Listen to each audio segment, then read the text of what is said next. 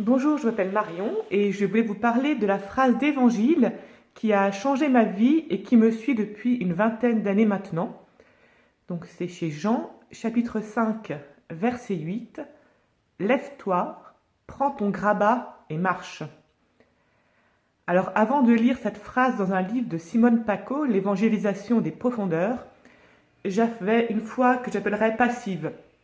J'attendais que Dieu fasse tout pour moi, qu'il fasse en sorte que les épreuves passées soient effacées de mon histoire, qu'il prenne en main mon futur, et moi j'attendais en priant, mais j'attendais qu'il agisse seul dans ma vie, en attendant un miracle. Je regardais ma vie sans la vivre. Et puis dans une lecture, j'ai un jour entendu « Lève-toi, prends ton grabat et marche ». Lève-toi. J'avais donc un mouvement à faire vers Dieu. Prends ton grabat. J'avais donc un effort à faire. Marche. Il fallait que je me mette en mouvement. J'ai compris à ce moment-là que Dieu n'allait pas réécrire mon histoire, qu'il n'allait pas le faire de miracles spectaculaires. J'ai compris qu'il attendait de moi que je me mette debout, en femme libre, que je sois responsable de ma vie.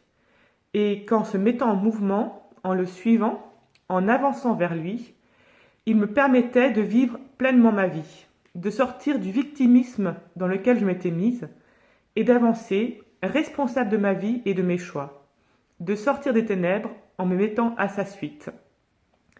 Dès lors, ma foi est devenue plus forte, plus vivante. Je m'appuie sur Dieu, je sais qu'il m'accompagne dans les joies, dans les épreuves, qu'il est toujours présent pour moi. Dès lors, je suis devenue une femme vivante, une femme debout.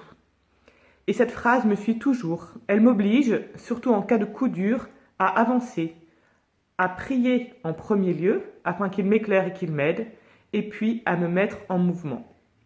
Voilà, c'est ce que je voulais partager avec vous. Je vous remercie, bonne journée, au revoir.